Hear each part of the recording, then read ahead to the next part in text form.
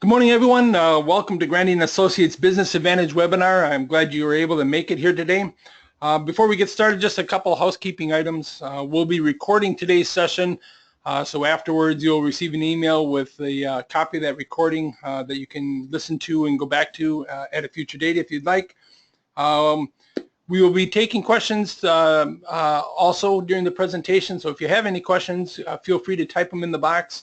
The presenters will be answering those as they go through and also at the end. Today's presenter is Brian Kraft, who is one of the co-founders of Market Hardware.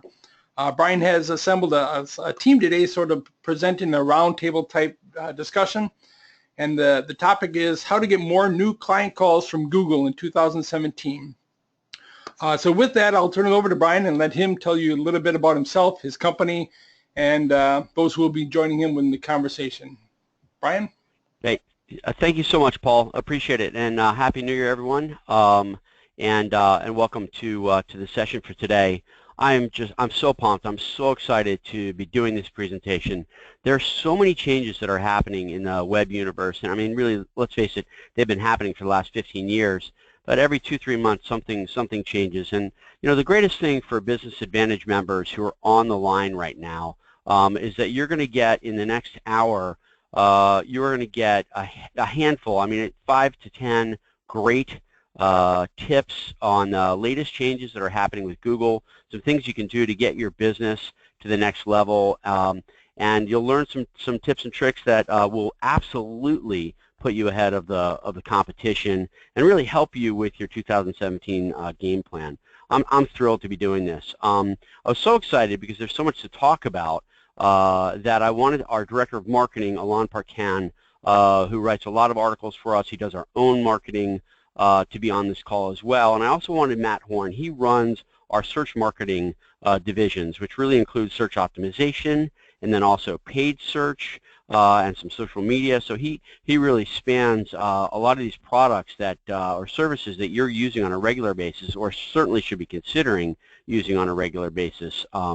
And you know, one of the beautiful things about the internet from a marketing perspective is that, you know, anybody, I don't care if you're 2 people or 3 people, or much less 10, 20, or 50-person organization, with a great-looking website and a fabulous presence on Google, you can look like a $10 million organization. You can look like a $50 million organization. You can look like the absolute dominant local provider of your services in your area. And all it really takes is a well-crafted website, a smart web marketing strategy, a very smart Facebook and Google strategy, and the time and effort to do it. A lot of these things actually are things that you could do on your own, but chances are you wouldn't want to spend the time on that. You want to work on your core business, and so you know, so that sort of brings you to the place where you're probably working with someone right now, whether it's your cousin's brother's friend, or it's the Yellow Pages, or it's somewhere in between, or a freelancer.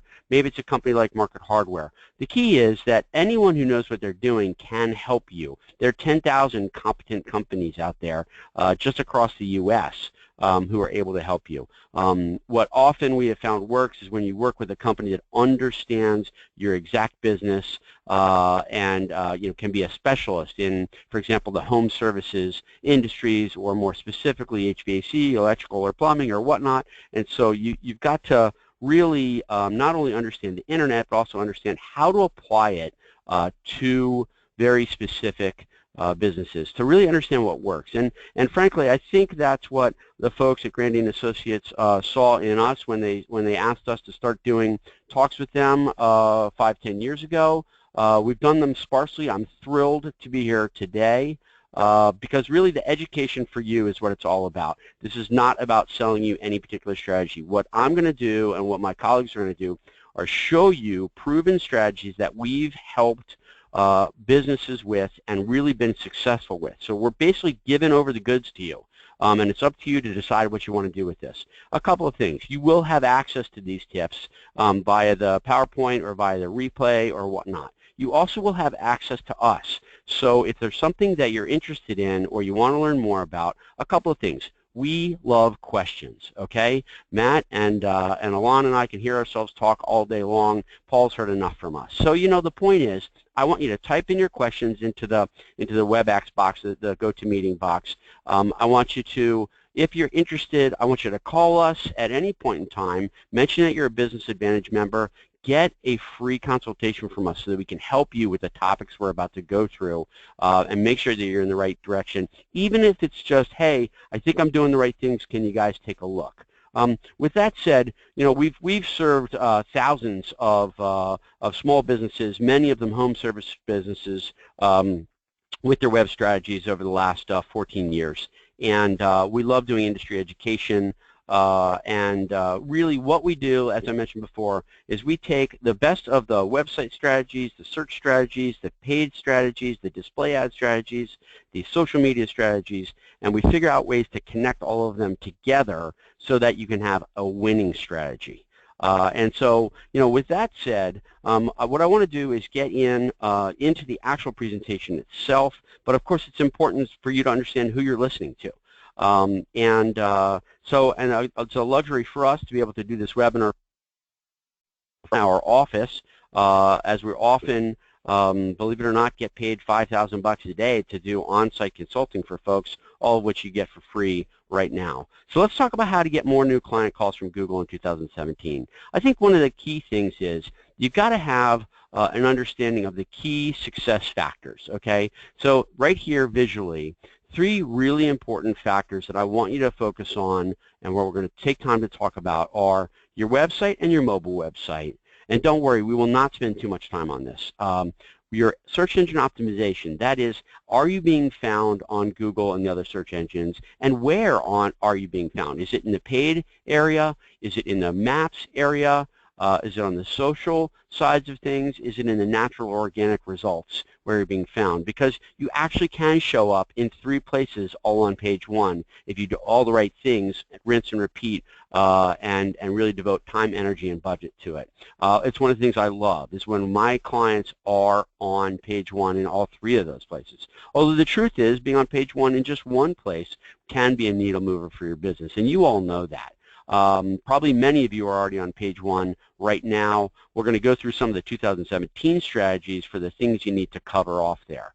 One of the other things that's really amazing that's happening, those display ads that you see on your news sites that you might see pop up on your mobile phone when you're checking the weather or traffic, those display ads are now becoming a really key, critical piece of a winning search marketing strategy and web marketing strategy.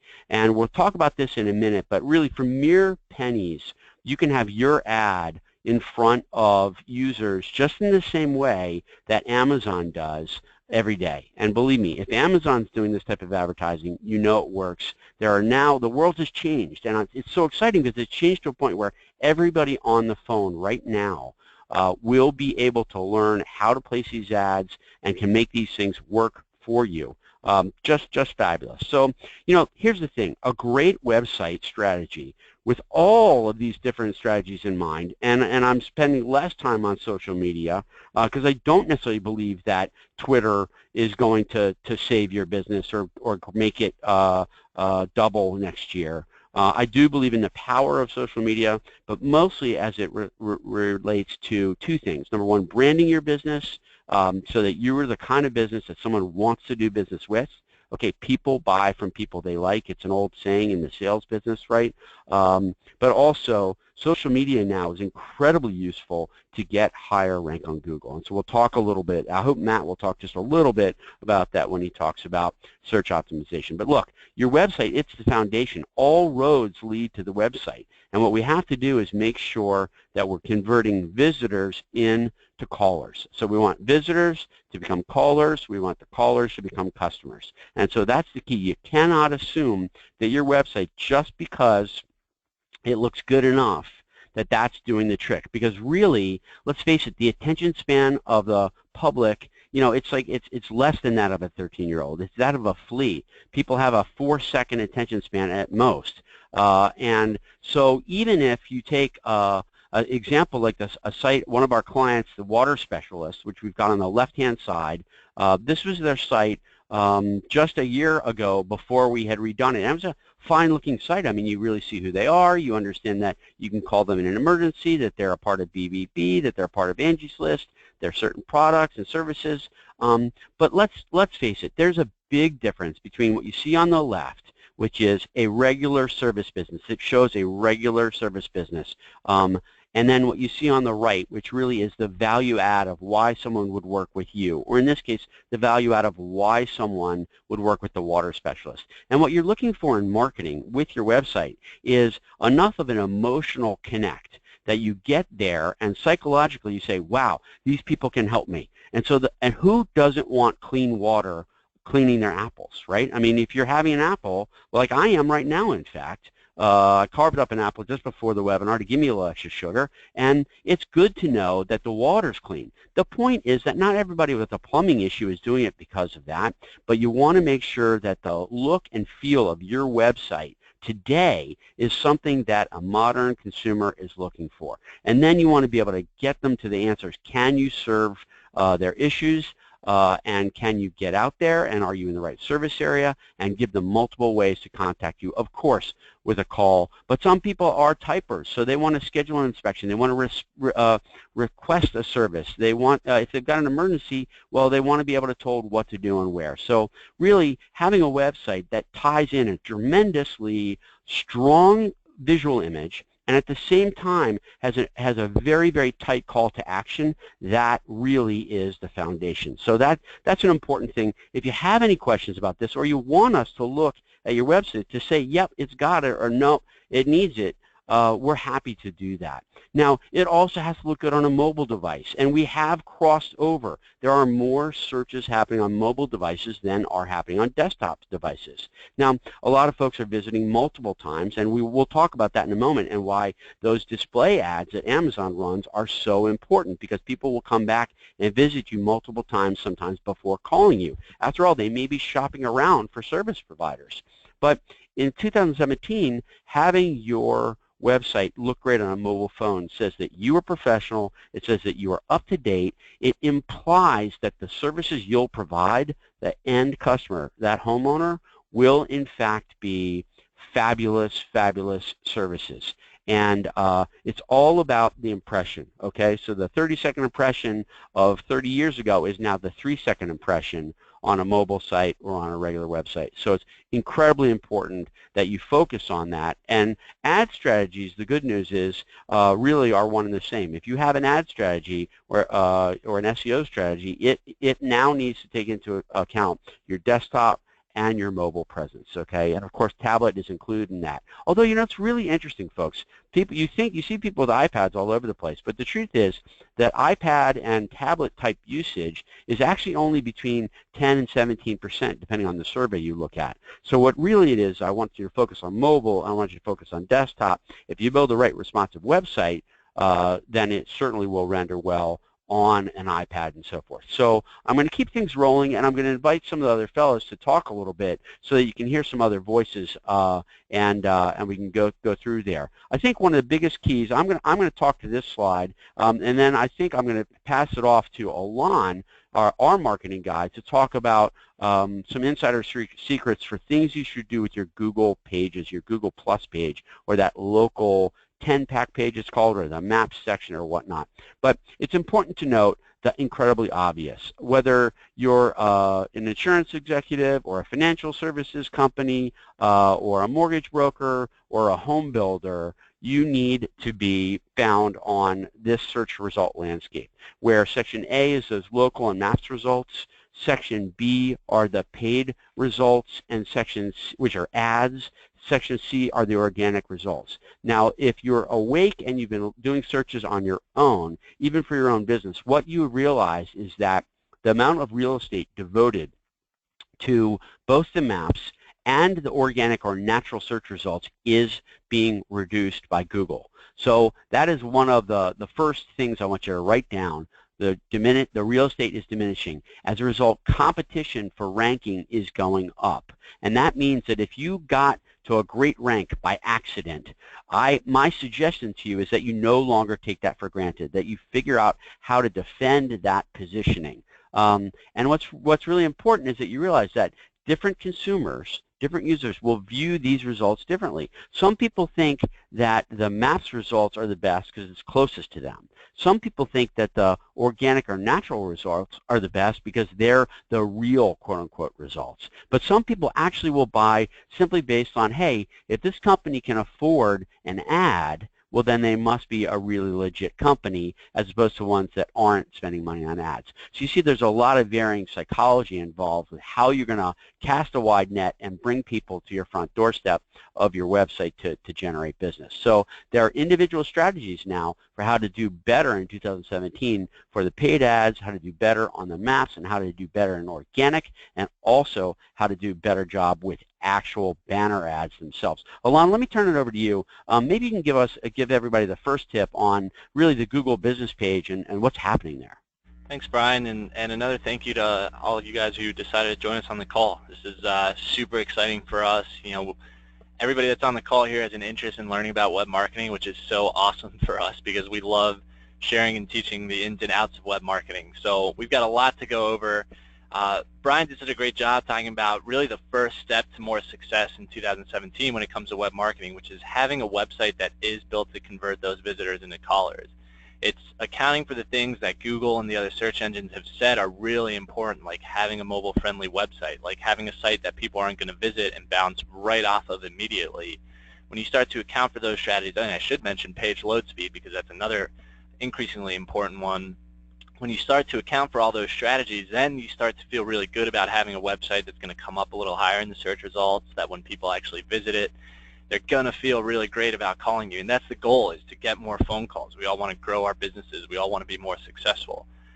So we're going to talk specifically now about step 2, right? The second step in the plan to get better results as a result of Google and as a result of web marketing. And it's going to deal specifically with section C, which is the organic results here. But I want to spend a little time talking about the local maps result, because this is something that we've heard has really changed dramatically over the last 10 or 15 years, but especially over the last couple of years. So before Matt comes on the line and talks about an in-depth SEO strategy, this local maps result section, it can't be ignored. And the reason for that is because a lot of businesses are paying less attention to it than they used to. Now, there's an explanation here, which is that it used to be that in the local maps result, you could show up in a lot of the cities and towns around you. Now you're typically only going to show up really in the hometown where your business is located. But that's prime real estate. That's pretty high up on page 1, and it's free to set up your business page and populate it with information. The challenge is getting the reviews. So I have an example here. I'm a country music guy, so I pulled a screenshot here of the Country Music Hall of Fame and Museum, and you see a ton of information that's built into this Google business page. You see address, hours, phone number, a list of reviews about them, snapshots of those reviews, links to social media pages. This is like a marketing goldmine as far as we're concerned, and so many businesses, because of the changes in Google a couple years ago, they're not paying very much attention to local match results. So before we really dive into an SEO strategy, here's an excellent tip, which is that if your business is located in a big city or town where you know there's a lot of searches being done, take a look at your Google Plus business page, because by investing a little bit of time and energy, making sure that you're getting some reviews, making sure that your page, your Google Plus business page, is verified and validated, you can show up really high. You can get that prime real estate depending on what your competition is doing. So let us know if you have questions about it. We're not going to talk about it much longer, but this is something that could be a huge needle mover for you in 2017. So strongly consider it if it's something that you haven't paid that much attention to, because just getting those reviews, it's going to get you to show up a little bit higher than the map section. So now we're really going to jump in. We're going to get the ball rolling on an SEO strategy. And Matt, you're the guy here who's overseeing some hundreds of SEO campaigns for our company, and you know this stuff as well as anybody. And it's in a handful of the industries that we work in, whether that's chimney sweeps or HVAC or electrical or landscaping. This is really the stuff that goes into every SEO campaign that you're doing, that you're getting paid to do for our clients. And we're going to share that strategy with everybody, which is a really, really cool opportunity. So before we really start with an SEO campaign, there's some important steps that come into play. And fortunately, we have a good website example here that might help explain some of these. But why are these pieces so important before you start an SEO campaign? So before you even dive into the beginning of a campaign, you first need to take a step back and look at the website itself. So similar to the slide earlier that Brian was showing, one from a few years ago, one to today, and the major differences there, even beyond that, it's how the actual website was built, how it was put together, and really how it was coded. One of the things that Google is really paying attention to moving forward is this notion of unique content, and everything needs to be unique. One of the things out there is, some companies sort of template-y little kind of cookie cutter websites where it basically has the same code no matter if you plug in a different company name or whatever it may be. And unfortunately, that today is going a little bit against what Google wants to see. So we really need to take a step back, make sure the website was built in a way that it's going to respond by the search engines when you start an optimization campaign. Take a look at the content on the website itself, making sure that it is unique and both relevant. Unique means each page has unique content from one another. One of the things we'll talk about a little bit later is a couple tactics that used to be popular that now are a little bit shady tactics, and one of that would be duplicate content. So making sure your content is unique, making sure it's relevant, it's talking about the actual services that you provide, and then making sure that you have the strong call to actions. This is another example of a website, request service today, request a free estimate, view our specials, phone numbers right at the very top. It has strong call to action, and it's very, very easy for somebody, once they get to your website, to figure out what it is you do and how to get in touch with you. So moving on here, after you take a look at the website, now you need to determine, well, what do we want our website to show up for? What are the certain search terms that we want to try to get on page 1 of Google and try to get people to pick up the phone to give us a call? Depending on the different industries, you want to pick your most common service, so your most popular service, and then you want to match that up with your popular service areas. So what we did here is we have a little chart on the right. We've got a couple within the plumbing industry and the heating industry. So you're taking a popular service that you do, plumbing service, plumbing company, matching that up with some of the top service areas. So plumbing service Bethesda, Maryland, which is we're currently located doing this broadcast from, would be a very popular search term from a plumber within Bethesda. You want to get traction for search terms that people are doing these searches for, so making sure that you're going after the appropriate terms. There's a couple different ways you can do this. Getting with somebody who has expertise in the industry, they know the search terms that are the popular ones. Google will also give you some information, and they can also say this X search term gets this amount of traffic within a monthly basis. So once you figure out, okay, what it is you want to show up for, you're going after very popular search terms that get a lot of search traffic. Then you need to take these key phrases and strategically place them throughout the website itself. There are certain areas within the website. We're actually going to show you a couple of these areas in the next slide or two. But there are certain areas of the website that Google really, really pays attention to. So there are different areas such as title tags, header tags, the content themselves. When Google is crawling these different websites, they're actually looking behind the scenes of your website and paying attention to certain areas of the site from a coding standpoint. And if you don't have these key phrases put in some of these most popular areas, Google's going to go right over you, and they're going to go to somebody else within the area and probably put them ahead of you on page 1. You need to help yourself by helping Google understand what it is you want to show up for and where you want to show up for it. And we get a really popular question on this slide, and we've shown this slide a handful of times to different association partners, which is, how does Google decide what the searches are that are most important? How do they figure out relevancy, right? And sometimes it's funny. I think some people think that Google is a group of people in an office that are looking at websites to try to figure out what the company does, but that's not really what's happening. They're using those robots, right? Matt, you mentioned that Google is crawling websites. It means that these robots that they have are looking at every website out there, and they're looking at the code on the website to figure out exactly what that company does, where they do it. And so it's not always as easy as saying, well, if I'm a plumber, then it's clear I should show up for all the similar plumbing keywords, right? Plumbing service and plumbing repairs and clogged drain, right? You actually have to find ways to signal to those robots that are crawling your website, that are looking at the back end of your website, and tell them, no, these are the specific services we provide. This is actually where we provide it. Alternatively, one of the questions that we get really often is, okay, well, why don't I just say I serve the entire Washington, D.C. area? But again, it's not that simple. You have to find ways of putting into the right places on your website. You service these specific cities and towns. So Matt, let's take an example. We put this slide together that shows, those header tags, those title tags that you talked about. But give us a little bit of background. Why are those specific areas so important, and what's the right way to go about getting some services and cities in there? So on the right-hand side, this is the behind-the-scenes reference that both Alana and I mentioned here. This is actually what Google is paying attention to when they have these robots crawl your website. So on the right, that's the code. This is where you have to make sure that you're implementing your popular key phrases into these certain areas. Up at the very top and highlighted in blue is what's called the title tag of the specific page that we're on here right now. On the left, you see the website. On the right, you see the code behind the scenes. The title tag is the title of the page. It's the first thing that Google crawls once they get there. It's very, very important that you have your top services, your top service areas within these title tags. We have seen, campaigns start with nothing in the title tags. You implement some of these strategies. It's amazing the difference in some rankings down the road once Google indexes and picks up these certain key phrases. No, this doesn't guarantee that you're going to be on page 1 if you make all these title tag changes and look within a week. There are no guarantees when it comes to the organic section of Google, but these are ways that we know Google pulls out and they pay attention to. Below that, highlighted in yellow, is the header tag, or also known as the H1 tag. You can see it on the left, residential plumbing serving Indianapolis and surrounding towns.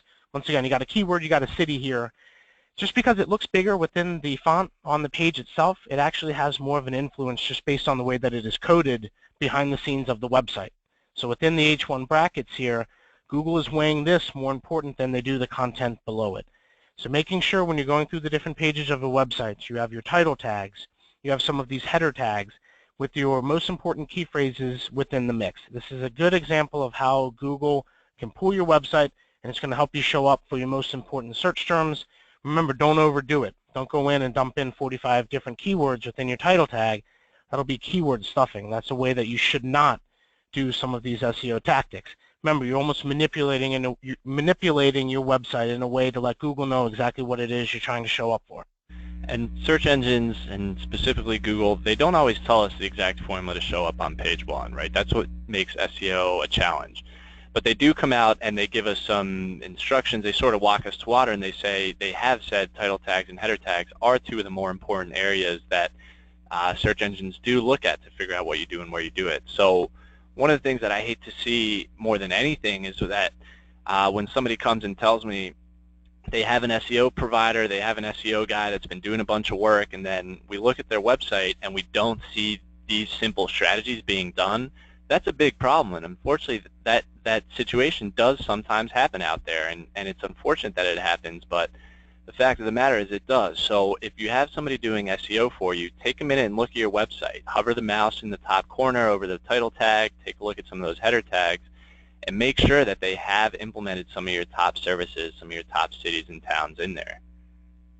Alon, it's Brian here. I just want to jump in and say you guys did a great job explaining that. And folks, my job here at Market Hardware is to go to industry conferences, to spend time out in California where Google and Facebook and lots of the other companies, Yahoo and so forth, are, and network with my friends in that industry and so forth. And so one of the things, generally speaking, that Silicon Valley expects is that you already are doing these things. So if you're not, they're going to severely penalize you in their algorithms, okay? It's been made very clear that's the case, and that's why it's so alarming for us when we have people come to us and say, hey, I've got an SEO company, or I've had the Yellow Pages doing my SEO for a while, and then we look at it, we're like, geez, like, they didn't even get into the site, they didn't even change some of these really simple things to do, which can make a difference on their own. But one of the things that is really universally recognized is the part of SEO that's not set it and forget it, which is the content changes that Matt was talking about, and these individual tag changes that both of them were talking about, the stuff that's inside the code or underneath the hood, if you will.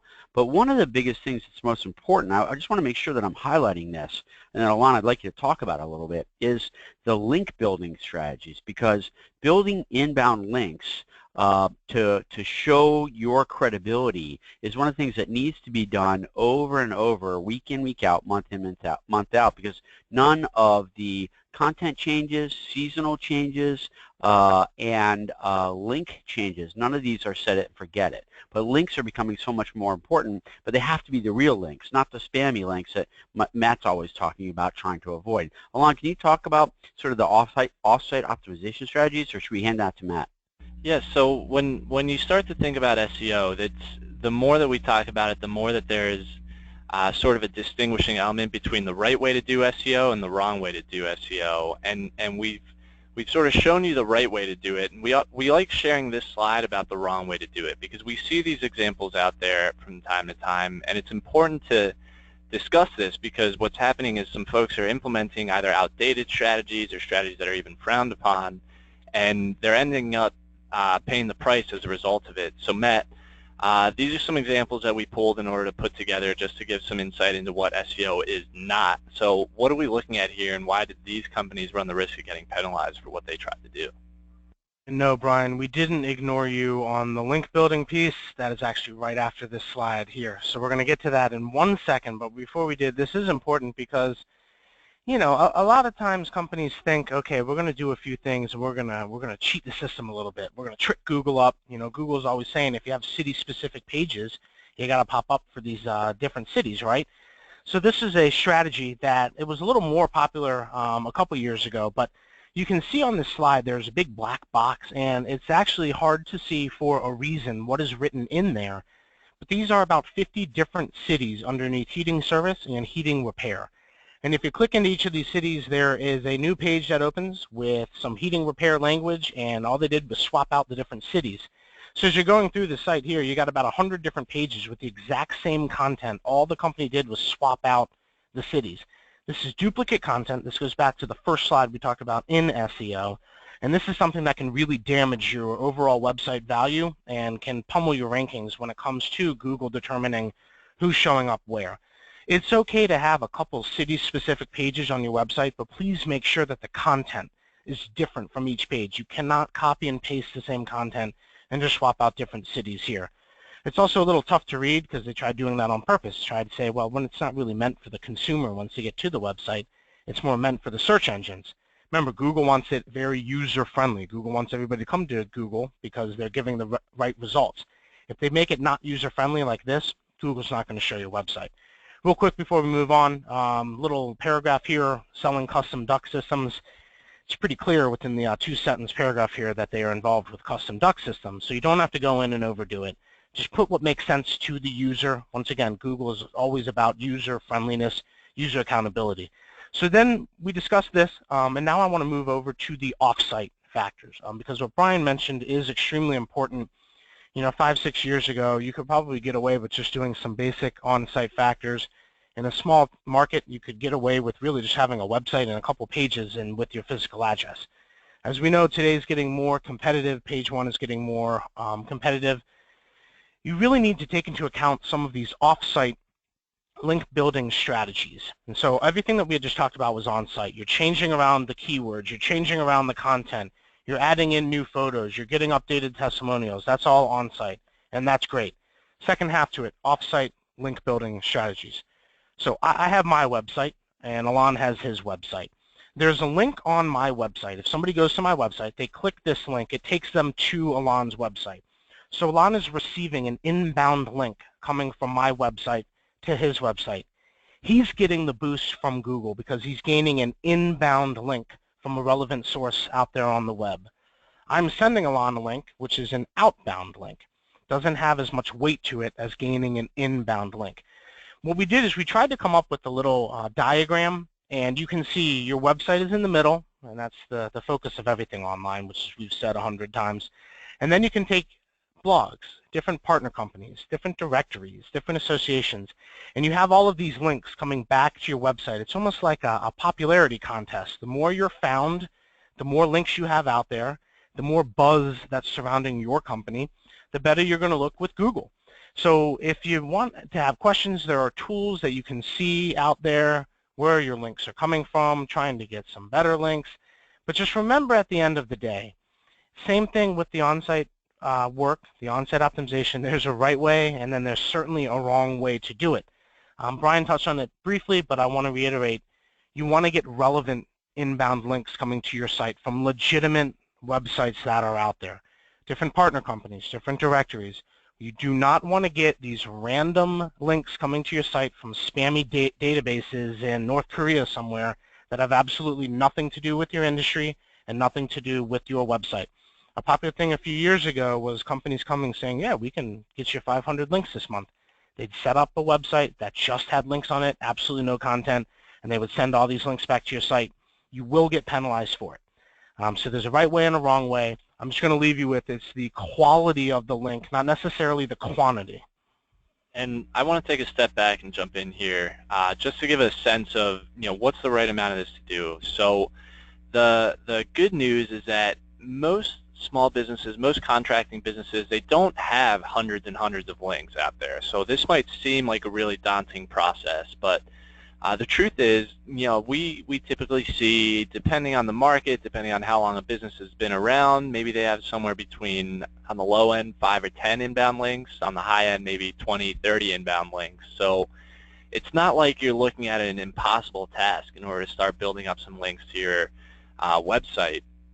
The great news for businesses that have been around for a really long time, the businesses that are spending the time and energy to join things like Grandy and Associates in order to get consulting help, you're pretty active in your market, you're active in your industry, and chances are you already have a pretty good set of inbound links pointed to your website. So it's a matter of figuring out where you stand today and then figuring out what the strategy is going forward. And we do this for our SEO clients on an ongoing basis because it's important to consistently build up that network of inbound links. But again, like Matt said, it's not about going out and then getting 500 links overnight. It's really 1 or 2 inbound links every month that in the long run, as an SEO strategy should be, you start to build up this amazing network where Google and search engines are looking at not just your website, but every website out there, and all of a sudden they're seeing, hey, these professional associations, this chamber of commerce, these directories, these partner companies, these blogs, they're all pointed to this website. They must be a very credible business, and we're that much more likely to show them a little bit higher in the search results. But it sort of goes back to the point of figuring out what the right strategy is for you. And this is where things can get a little bit complicated because it's important to figure out what that strategy is. And when it comes to SEO and when it comes to web marketing, it's not a one-size-fits-all approach. There's no single answer or single formula that we can say, this is exactly what you need to do, and this is exactly what you're going to get from it, right? Every company, every market is a little bit different. So the strategy that might work for you might be a little bit different than the person sitting next to you. So you have to figure out where on this chart you fall in regards to SEO. So let's say you're in a less competitive market, you've been around a pretty long time, you have good credibility and recognition in the industry. You might just need the basics, some of those on-site factors that Matt talked about. You just might need to put some of your cities and towns in the right places on your website, and that might be enough to show up on page 1. But for most folks, nowadays, given the increase in competition and the lesser real estate available, a lot of companies are falling into this advanced category in the middle here where you're doing some of those basic factors, you're doing them for a larger market, more keywords, and then you're starting to build in some off-site optimization efforts to get high-quality inbound links. So again, it's not about getting a ton of inbound links, but maybe you're getting 1 or 2 every few months.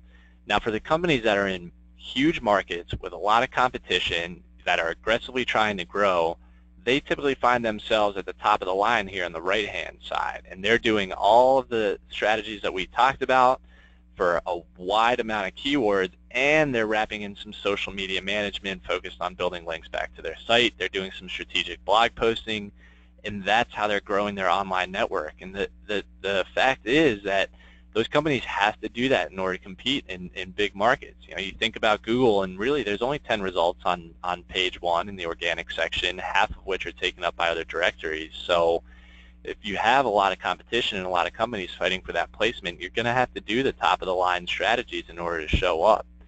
Now, in terms of cost, this is also going to vary pretty greatly depending on which SEO provider, which web marketing provider you use. we happen to offer these services, but as everybody on the call knows, there's thousands of SEO providers out there, and the costs are going to range. Typically, to do the basics, to do them the right way, you're going to be looking at an investment of a couple $100. On the advanced, you probably are going to start to get up toward $1,000, and then the top of the line, it's really going to be $2,000 or $3,000 a month. So that should give you a sense of what it's going to take in order to get pretty consistent page one placement, not just in one single city or town, but hopefully in as wide a net as possible in your marketplace. You don't want to go after just one single city or town. We have one important box here in the bottom left-hand corner, which is, it says that if you or your SEO company don't have access to your website code, you're not performing SEO. And this is a really important piece because this is another one of those situations that we come across really often where somebody is under the impression, or they've hired an SEO company, they're under the impression that somebody's doing SEO for them. Well, it turns out that somebody just went and built them a site that says something like Bethesda MD HVAC.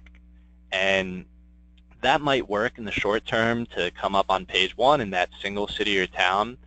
But unfortunately what happens is that domain, you run the risk of losing that website at some point, or if you cancel with them, that website gets ripped off the air and you're back to square one. And it's a situation that we hate to see companies get themselves into. So if somebody's going to be doing SEO for you, you have to make sure that they can access your website code and do those changes that Matt talked about, where you're going into the title tags, you're going into the header tags, you're adding the top cities and towns, you're adding those popular searches. Fortunately, we couldn't give an example for every industry that we're familiar with, but for the folks on the line that don't happen to be in plumbing or heating, maybe you're in fencing or tree care. I saw some chimney sweeps that were on the call. Let us know if you want a list of those. We can give you the research and the stats from Google that show the top ranked, or the most common searches in your industry. We're happy to help with that. So that wraps up step two, right? We talked about step one. We talked about having a website that's built to convert visitors into callers, that meets Google's expectations. Then we talked about step two, which is driving traffic to the website, right? You've got this great website. You don't want to keep it cooped up. You want to get it in front of people, and SEO is a great strategy for doing that. But there's a couple other challenges that contractors dealt with this past fall, which is why we want to talk about step three. So we're going to bring, again, Matt back on the line so that we can talk about this. But what we're going to be discussing is retargeting, because what retargeting does is it solves for these challenges, which are that so many first-time visitors on your website, they're not taking action right away. And Brian talked about the attention span nowadays. So many website users, or web users, they're visiting websites, but they're getting distracted. They have that tiny attention span. They decide they want to look up the score to a game, or they want to check Facebook. So unfortunately, what's happening to a lot of contractors is people think to themselves, okay, well, I've got to get my furnace fixed, so let me look up a company, but I don't really feel like calling them right away, so I'll just deal with it later. This is happening in so many of the industries that we work in, and we hear about it time and time again, so we need to solve for that. The second challenge is that Google is becoming more and more competitive than ever. So Brian mentioned this a little bit earlier, but Google already removed some of their ad results. They're trimming down their maps results. On the organic section, they're listing some more directories. So it's becoming more and more challenging to show up on page one. Then you start to factor in that there's more companies that are investing in web marketing, and everybody wants that top placement. And it's easy to see that we have to start to consider some of these other strategies that can help companies stay competitive when really strategies are limited. And it's tough. These are the challenges that we hear, whether we're talking at a tree care show or at the upcoming fence tech show. Whichever industry we're dealing with, we hear these challenges to be pretty consistent across those industries. So let's get into it, Matt. Let's talk about retargeting. This is something that I have a feeling everybody on the line has seen happen to them. Why is this a strategy that can work so well for folks that want it on top of an SEO campaign, or maybe they want it in place of an SEO campaign? So we just wrapped up the holiday season, and I'll be willing to bet a lot of people did some online shopping, Amazon, a few other places. You leave Amazon, you're now on Wall Street Journal reading an article, all of a sudden you see an ad from Amazon now on the Wall Street Journal. So many different variations of this happening, but that is the basis of site retargeting. You visit a website, you leave that website and head to another website, an ad from the previous website you were on is now being displayed in front of you on the current website. It is something that it's really started over the past, few years, especially within the retail industry. Now it is becoming extremely popular in a whole a wide range of different industries. A lot of home service contractors. I mean, this is something that has really taken off. The question that I got the past couple of years, specifically with running these SEO campaigns. So I'd be running an effective campaign. Everything would be going great. We get some page one placement. A question I got a lot from the clients were, what else? What's next? What else can we be doing? Site retargeting is a perfect example of something else you can be doing to sort of add on to an SEO or a paid search or an online marketing program. Even if you're doing it on your own, let's say you're in an area, you got a ton of, your client base is full, you're turning away clients, but you want to be the guy in town. You want your brand to be plastered everywhere. This is a perfect way that you can do that by doing some of this site retargeting. This is just a great example of getting your brand out. As Alon and Brian both made mentions of this, everybody's on the move. A handful of us here take the metro home back into DC where we live. We're on our phones, we're looking something up, and then all of a sudden it's our stop. We hop off the metro, we put our phone away, we completely forgot what we were looking at. The next day we pull our phone back out to go on ESPN.com. Boom, there was the website I was looking at last night. That's right, I was visiting these guys' site. I do have to give them a call to come in and fix something. There's so many different examples of how this can happen. Site retargeting is huge, but on the next slide here, I want to talk a little bit more about search retargeting. So for site retargeting, that was sort of a nice added bonus to an SEO campaign because you already got great placement. You have people coming to visit your website. Now the ads are going to follow them. Search retargeting is something a little bit newer, but the way that it works is somebody may have never even hit your website, and you can actually start displaying your ads to them. Somebody does a keyword search, clogged drains or cost of a plumber. The ad networks now are smart enough to associate your ad with somebody doing a like-minded search for something within your industry, and they can start displaying their ads to you as well. So this way, now it's not only what can I do on top of SEO, but this can be a marketing program in itself. You don't even have to do SEO or paid search because you can start targeting people who have no idea who you are. They've never hit your website, yet they're doing searches for people within your industry. You have site retargeting, you have search retargeting. A lot of clients or a lot of people now are looking to sort of do a hybrid of both. So you can have a campaign, you set a percentage to site, set a percentage to search. Now you're getting people who have already hit your website coming back. You're getting people who are doing like-minded searches coming back. It's a great way. This can be a marketing campaign on its own. You can add it to an SEO campaign. You can do SEO, paid search, retargeting, social media. You can do everything. This is definitely something that is very popular and is only going to continue to grow. And it's a strategy that anybody can set up on their own on Google AdWords, right? So it used to be that people would run pay-per-click campaigns through AdWords, but now you're able to go on Google and you can set up a retargeting campaign. You're using Google's network of sites. So, for example, we do this at Market Hardware, right? And we've had people call us and say, hey, I saw your ad on ESPN.com or CNN.com. Are you guys working with them? Are they a partner of yours? Well, no, we're not specifically working with them. We're just using Google's network of websites in order to get these retargeting sites shown up, but it's such an awesome way to get brand recognition, to remind your not just new people, new customers that might be doing searches online, but your existing customers. Make sure that you stay front of mind with them. Don't give them an opportunity to think about hiring one of your competitors when they need your services again and again. Remind them of your company. The other really great thing about it is, in contrast to PPC, to paid search, those traditional AdWords campaigns, we've seen those costs skyrocket as high as $5, $10, $20 a click sometimes for some of the most popular search terms. Well, you take a retargeting campaign and it can cost as little as 1 cent every time your ad gets seen, which means for $1 you get your ad seen by 100 different people. You start to do some more math, and for $500 you get your ad seen 50,000 times over the month by people that have either visited your website or done specific searches for your business. Alon, so well explained. And folks, Brian again here. So one of the biggest changes that's occurred in this last 2 years is that sure, Domino's Pizza, and Papa John's, and anybody with a Super Bowl commercial, right? They had in-house advertising agencies. They've got networks. They've got the ability to place an ad anywhere.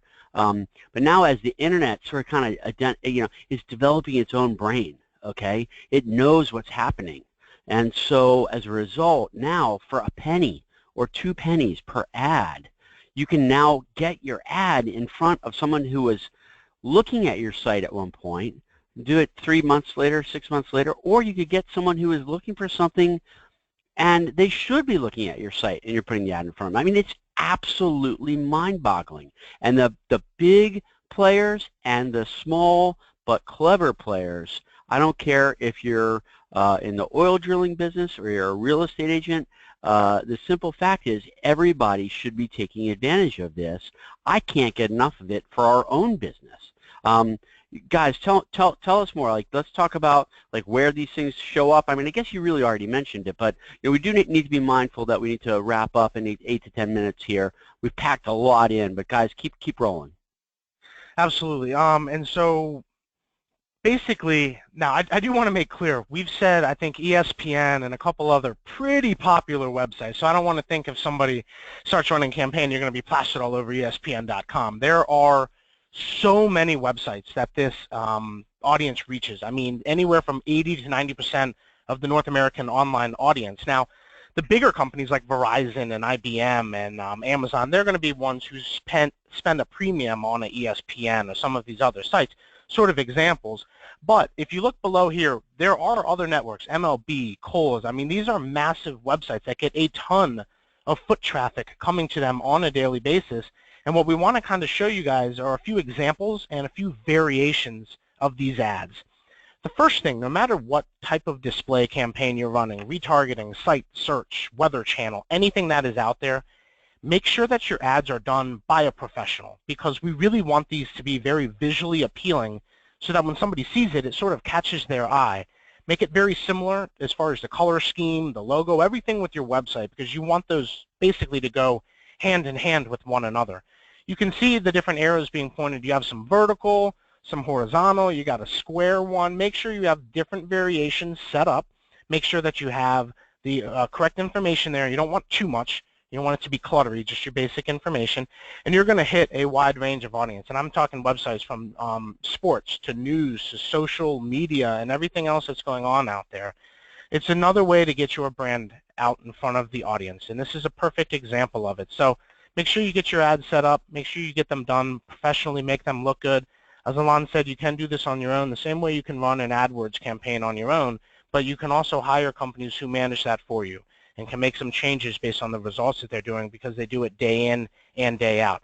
A lot covered within these retargeting ones, so I'm going to hand it back to Alon here, and I think he's got another slide for us to look at.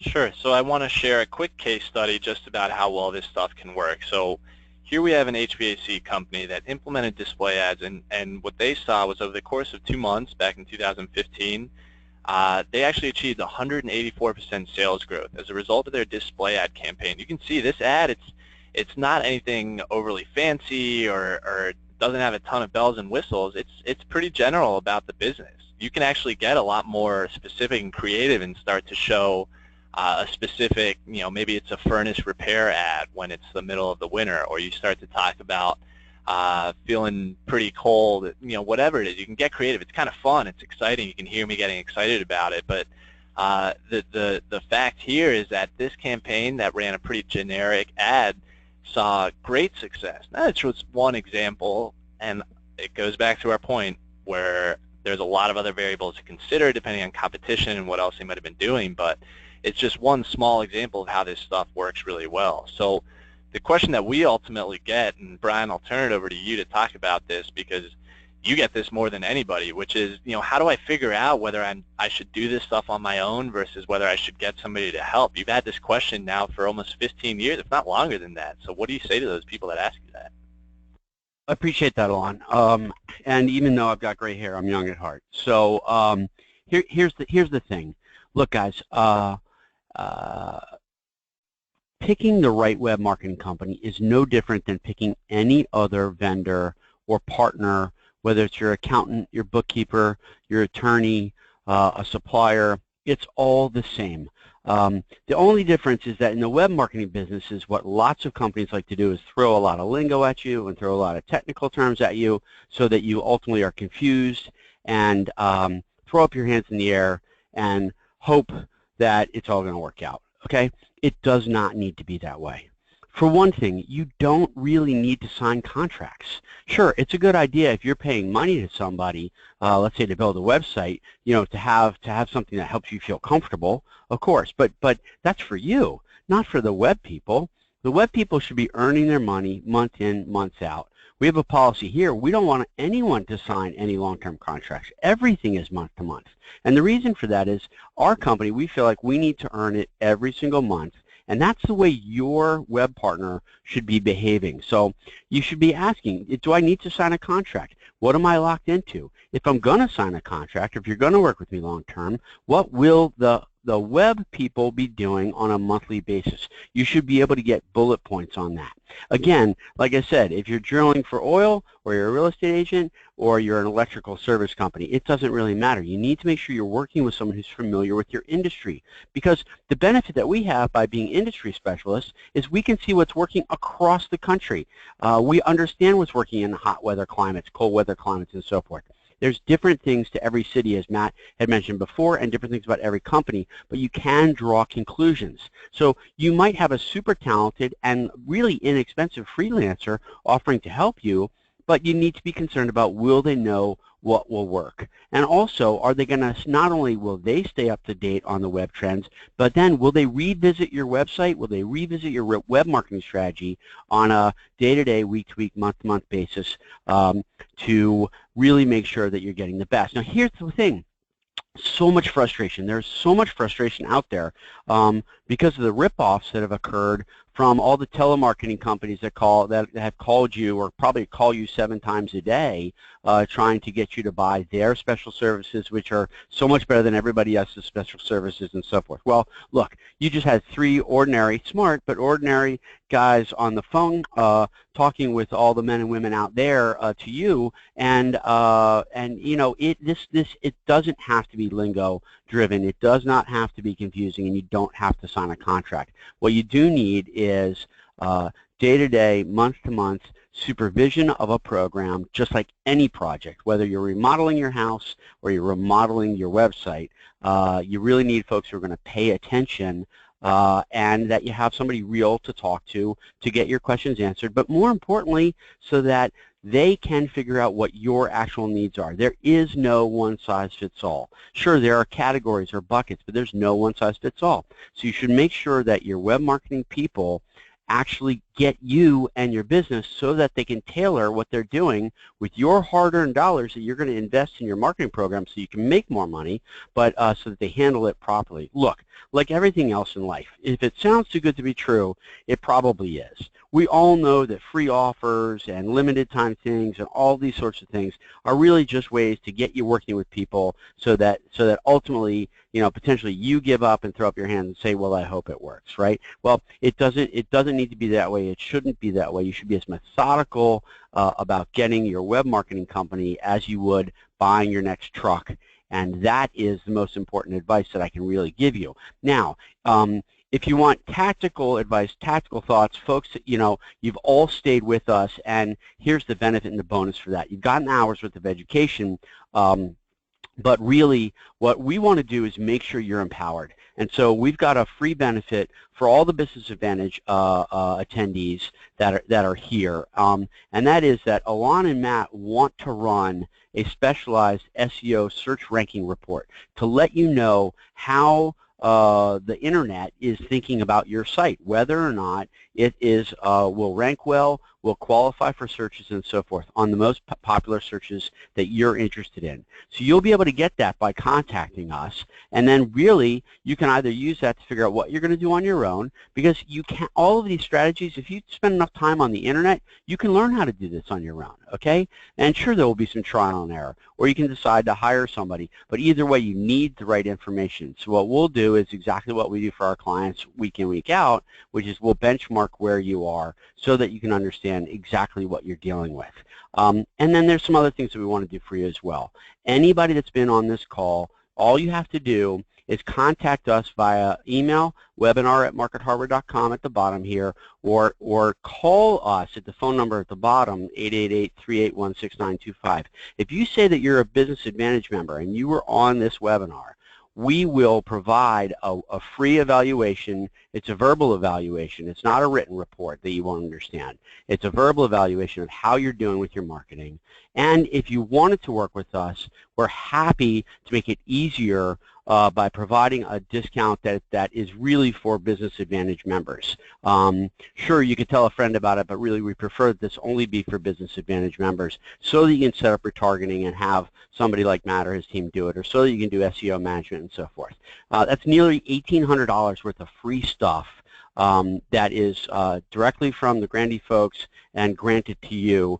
We want to help you. I think the real key here is that educating yourself and doing something about the changing world of web marketing is really the differentiator. It's the separator. We've given you 3, 4, 5 of the latest tricks or the latest tactics, I should say, for how to do better. But the truth of the matter is that success on the web, part of it is knowing what to do. Okay, part of it is knowing who to have do it, and the other part is just simply doing the work. And that's where so many people, whether it's business owners who are doing the work themselves or they hire a web marketing company, ultimately what happens is they lose energy, they lose steam, or they take your account for granted and then they don't do the work month in, month out. And that is a surefire way to do worse in 2017. I know everyone on this call is going to have a great year, a much more profitable year, and it should be a fantastic beginning of what hopefully is your 5-year web marketing game plan. Now we're closing out at the hour, so I want to hand it back to Paul. Paul, thank you so much for having Alon and Matt and myself on the line. Please let us know if there's anything additional that we can do for you and the team. Brian, just thank you so much. Sitting here listening to the presentation today, I myself learned a ton of useful information that I hope to implement here at Grandy and Associates. Again, hopefully the audience out there learned a lot, that they'll take you up on your offers, that fantastic offers that you're offering them with the marketing evaluations and so forth, and they'll give you a call. We appreciate it. We hope to do this again here in the near future and have you back, either a similar subject or related topic areas. Again, thanks to the audience, all our Business Advantage partners. Look for emails coming in the future here about new topics coming up. We have these every month. And again, we appreciate it, and make a decision to have a profitable day. Thank you. Any other closing thoughts, Brian? No, that's it. It was just great to be here. We're looking forward to the next time that we can all get together. And of course, everyone, please reach out to us. We're here to help you. Have a great year. Sounds good. Thank you, Brian. And again, this is recorded. You'll be getting an email with the attachment for this recording. Tell your friends about this service. And again, thank you from Grandy and Associates. Have a good day.